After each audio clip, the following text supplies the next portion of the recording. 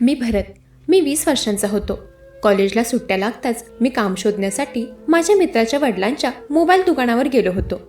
तेव्हा त्या काकांशी कामासंदर्भात बोलत असताना तिथे एक मोठी गाडी येऊन उभी राहिली. त्यातून एक सुंदर महिला उतरली होती. ती थेट त्या काकांच्या दुकानात आली. उन्हाळा खूप असल्याने त्या महिलेने डोक्यावर छत्री घेतली होती आणि असं असूनही ती पूर्ण लाल बुंद झाली होती. ती अतिशय गोरीपान आणि आकर्षक होती.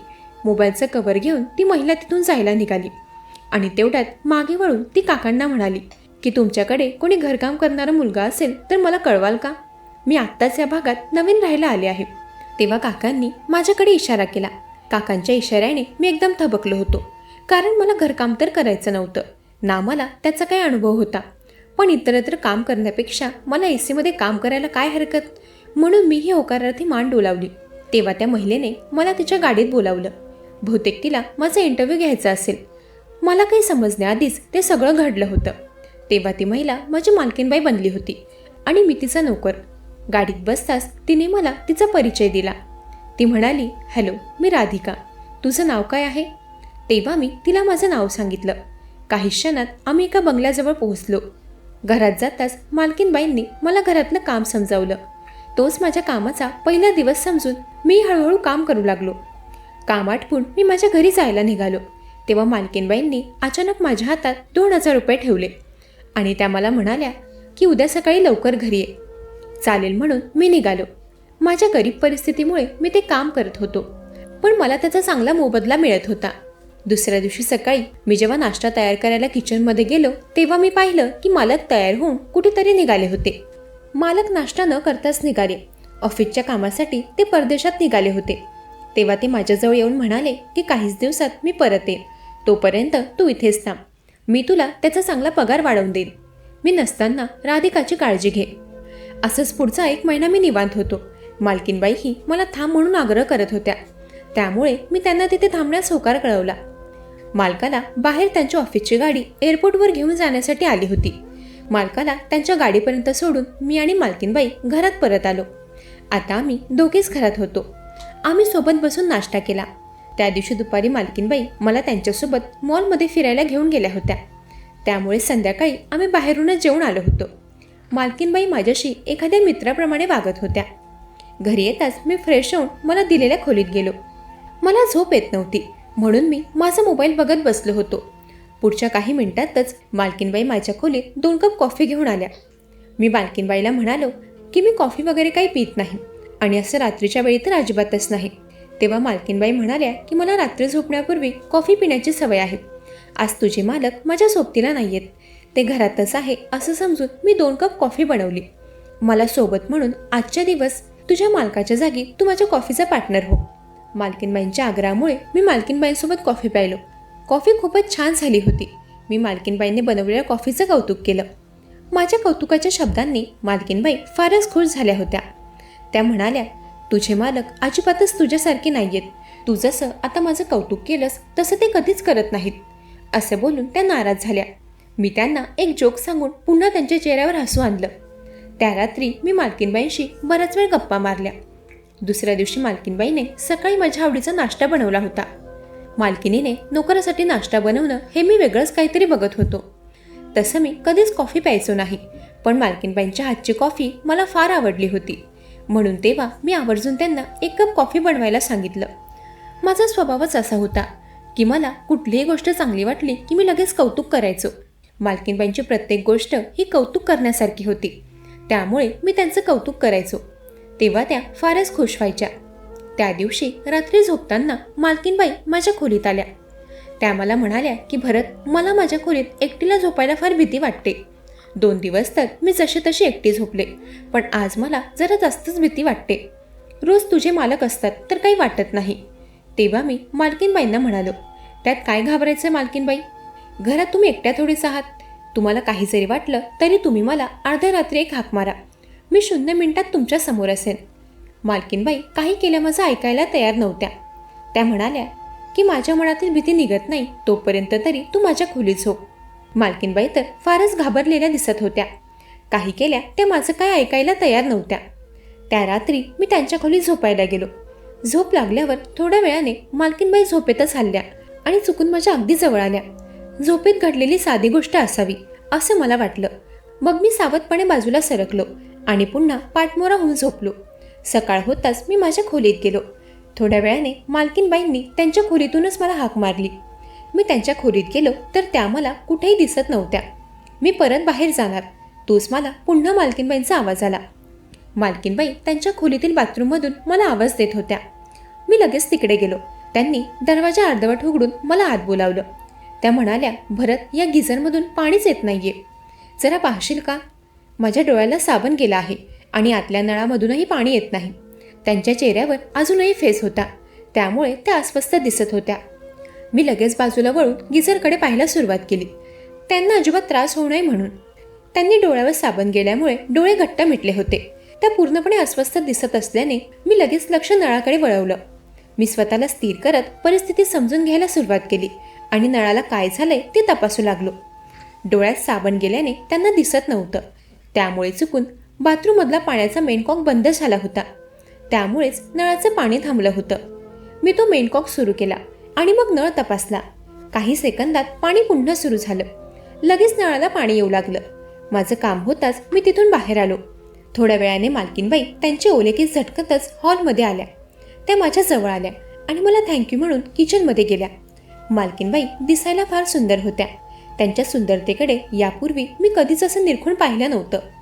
मालकाने खरंच नशीब काढलं होतं जे त्यांना एवढी सुंदर बायको मिळाली होती. मालकाला परदेशात जाऊन आता आठवडा झाला होता. मालक घरी कधी परतणार हे विचारण्यासाठी मी मालकाला फोन केला, पण त्यांचा फोन सारखाच बंद लागत होता. मी माझ्या घरी जायलाही निघालो होतो, पण मालकीनबाई म्हणत होत्या की मला एकटीला घरात भीती वाटते, मालक येत नाही तोपर्यंत तू इथेच थांब. मालकीनबाईला असं एकटं सोडून जाणंही मला योग्य वाटत नव्हतं, म्हणून मी अजून काही दिवस तिथेच थांबलो. एके दिवशी मालकीनबाई आणि मी मालकीनबाईंच्या खोलीत बसून कॅरम खेळत होतो. तेव्हा अचानकच मालकीनबाई शांत झाल्या आणि त्या रडायला लागल्या. त्या मला म्हणाल्या की भरत, माझ्यात काही कमी आहे का रे? नाही मालकीनबाई, तुम्ही तर फार सुंदर आहात, पण तुम्हाला असं रडायला आणि असं बोलायला अचानक काय झालं? मी असं विचारताच ते शांतपणे म्हणाल्या की भरत, गेल्या काही दिवसांपासून तू एका मित्राप्रमाणे मला वेळ देतोयस, माझ्याशी गप्पा गोष्टी करतोयस. तुझ्या मालकाने माझ्यासाठी असा वेळ कधीच काढला नाही. ते सतत त्यांच्या कामात आणि व्यवहारात व्यस्त असतात. माझी काळजी घेण्यासाठी किंवा माझं ऐकून घेण्यासाठी त्यांच्याकडे वेळच नसतो. आमच्या लग्नाला आता 3 वर्ष होत आलेत, पण मला अपेक्षित असलेली साथ, समजूतदारपणा आणि आपुलकी हे काहीच मला आजवर मिळालं नाही. त्यांच्या आवाजात निराशा आणि एकटेपणाचं दुःख स्पष्ट जाणवत होतं. पुढे त्या म्हणाल्या, गेल्या काही दिवसांपासून तू ज्या पद्धतीने घरातील कामात मला मदत करतो आहेस, त्यामुळे मला थोडा आधार मिळतोय. घरात कधी कधी कोणी बोलायला नसलं तेव्हाची साथ मिळणं छान वाटतं. असं बोलून त्या थोड्या भावनिक झाल्या आणि हलकेच माझ्या खांद्यावर डोकं टेकून काही क्षण शांत राहिल्या. मीही त्यांना कसं समजवावं हेच ठरवण्यात गोंधळलो होतो. तेवढ्यात त्यांचा फोन वाजला. आवाज ऐकताच त्या ताबडतोब भानावर आल्या आणि म्हणाल्या, मी येते, असं म्हणत त्या रूममधून बाहेर गेल्या.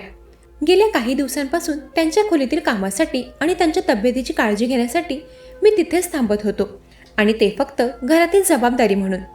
मालकीनबाईंची रात्री झोपण्यापूर्वी कॉफी पिण्याची सवय मलाही लागली होती. मीही रोज रात्री झोपण्यापूर्वी कॉफी पिऊन झोपायचो. मालकीनबाईंच्या खोलीत मला झोप नेहमीपेक्षा शांत यायची.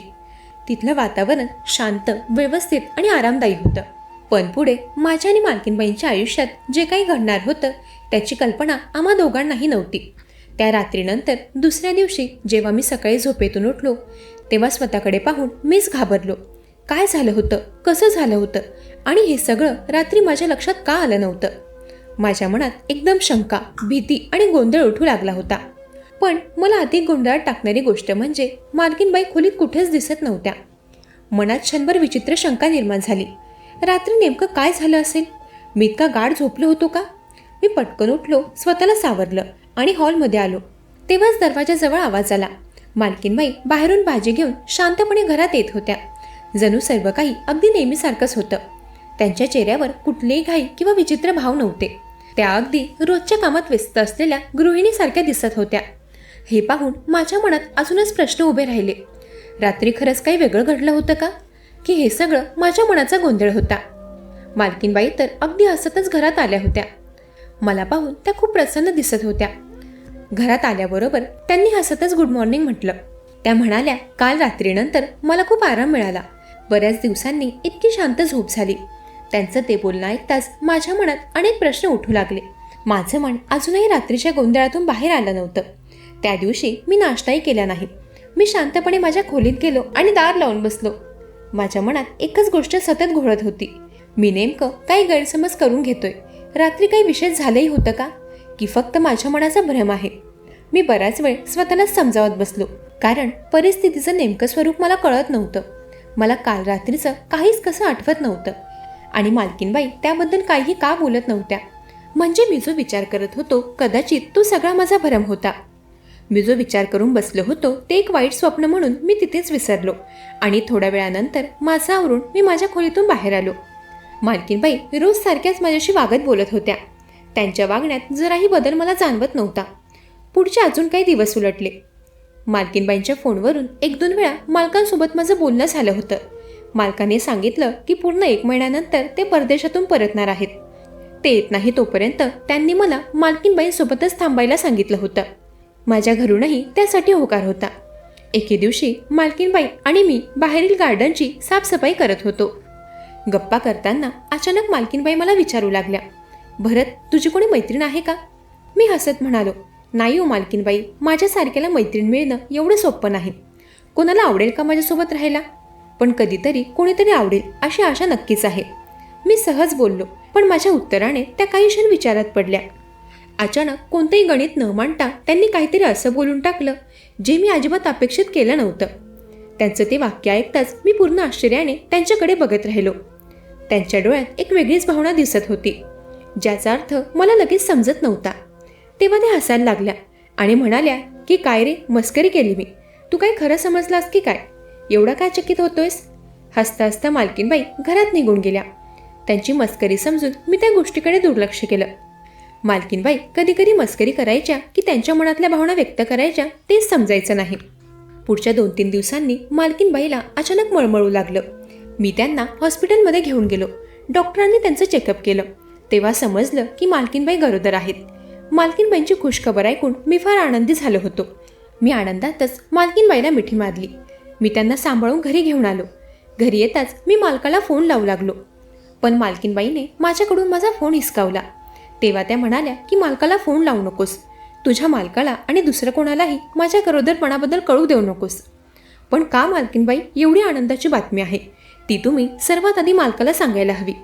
ही खुशखबर ऐकताच मालक कसे पळतच घरी येतील बघा. मी असं बोलताच मालकीनबाई म्हणाल्या की माझ्या पोटातलं बाळ हे तुझ्या मालकाचं नाहीये, या बाळाचा बाप तू आहेस. मालकीनबाई असं बोलताच मी त्यांच्यावर चिडलो.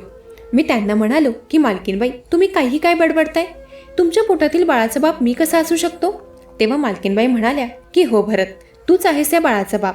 जर तुला खोटं वाटत असेल तर आपण आत्ता जाऊन टेस्ट करूयात, तेव्हा सगळं काही तुला समजेल. मालकीनबाई शांत पण ठाम आवाजात म्हणाल्या, भरत, तुला वाटते मी काहीतरी जास्त बोलते, पण मी जे काही जाणवले तेच सांगते. काही गोष्टी आपण दोघांनीही दुर्लक्ष केल्या आणि त्यामुळेच आपण आज या स्थितीत आलो आहोत. त्यांचे शब्द माझ्या मनात खोलवर रुतत गेले. मी त्या रात्रीला गर्दीत हरवलेला एक विसरलेला क्षण समजलो होतो, पण आता जाणवत होतं तो विसरलेला क्षण खरा होता आणि त्याची सावली अजून संपलेली नव्हती. सगळं नेमकं किती दिवसांपासून सुरू होतं हे मला अजिबात समजत नव्हतं. सगळ्या आठवणी जणू धुसर झाल्या होत्या. काही प्रसंग तर माझ्या लक्षातच येत नव्हते आणि हेच मला आतून अधिक अस्वस्थ करत होतं. मी शांतपणे मालकीनबाईंकडे पाहिलं आणि संपूर्ण प्रामाणिकपणे म्हणालो, मालकीनबाई, जर माझ्याकडून कुठे काही गैरसमज झाला असेल किंवा माझ्या वागण्याने तुम्हाला दुखावलं असेल तर मी मनापासून माफी मागतो. माझा कोणत्याही गोष्टीचा चुकीचा अर्थ लावण्याचा हेतू नव्हता. त्या माझ्याकडे लक्षपूर्वक पाहत होत्या. मी पुढे म्हणालो, तुमचं आणि साहेबांचं आयुष्य, तुमचा संसार, माझ्यामुळे तुमच्यात कुठलाही विचित्रपणा यावा किंवा तणाव निर्माण व्हावा असं मला अजिबात नको आहे. मी स्वतःच गोंधळलो आणि ह्याच कारणाने कदाचित परिस्थिती आणखी गुंतागुंतीची झाली आहे. मी दीर्घ श्वास घेतला आणि म्हणालो, आपण या सगळ्या गोष्टी इथेच थांबवूया. काही गैरसमज झाले असतील तर ते दोघांनीही पुसून टाकावेत. मी आता माझ्या घरी निघतो. त्याने हे वातावरणही शांत होईल आणि सगळं पूर्ववतही होईल. मालकीनबाई, प्लीज तुम्ही याबद्दल कोणालाही काहीच सांगू नका. मी असं बोलताच मालकीनबाई म्हणाल्या की ठीक आहे, मी या बाळाला तुझं नाव देणार नाही, पण तुला यातून वाचायचं असेल तर तुला लग्न करावे लागेल. लग्न? मी आश्चर्यचकित होऊनच म्हणालो, लग्न वगैरे हे तुम्ही काय बोलत आहात मालकीनबाई? तेव्हा त्या बोलू लागल्या की उद्या दुपारी तू लग्नासाठी तयार राहा, बाकी सगळं तुला तेव्हाच समजेल. मालकीनबाई ते सर्व काय बोलत होत्या ते काही मला समजत नव्हतं. मी तर फार विचारात पडलो होतो. माझ्या आईबाबांना व मालकालाही मी काहीच सांगू शकत नव्हतो. तो दिवस माझ्या आयुष्यातला सगळ्यात खराब दिवस होता. कसा बसा तो दिवस गेला. दुसरा दिवस उजाडला. मालकीनबाईने मला नवरदेवासारखे कपडे आणून दिले. मालकीनबाईही नवरीप्रमाणे नटल्या होत्या. मी तयार होऊन हॉलमध्ये आलो. तिथे मालकीनबाईने सर्व लग्नाची तयारी करून ठेवली होती. मालकीनबाई माझ्याशी लग्न करणार आहे असंच मला वाटत होतं, पण तसं काहीच झालं नाही. मालकीनबाई घराच्या दरवाजातून एका मुलीला घेऊन आत आल्या. ती मुलगी लहान मुलांप्रमाणे वागत होती. ती तर मला वेडी दिसत होती. मालकीनबाईंनी त्या मुलीला माझ्या शेजारी आणून बसवलं. माझ्या शेजारी बसताच ती मुलगी मला ओरबडू लागली. मी एक धडधाकट मुलगा असून मला त्या मुलीची भीती वाटत होती. लग्नाच्या विधी सुरू होणार तोच मालक मला घराच्या दारात दिसले. मालकाला पाहून मी आनंदीही झालो होतो आणि घाबरलोही होतो. मालकाला पाहून मालकीनबाई मात्र घाबरलेल्या दिसत होत्या. मालकाने घरात येताच ते लग्न थांबवलं. ते म्हणाले की भरत, हे तू काय करतोयस?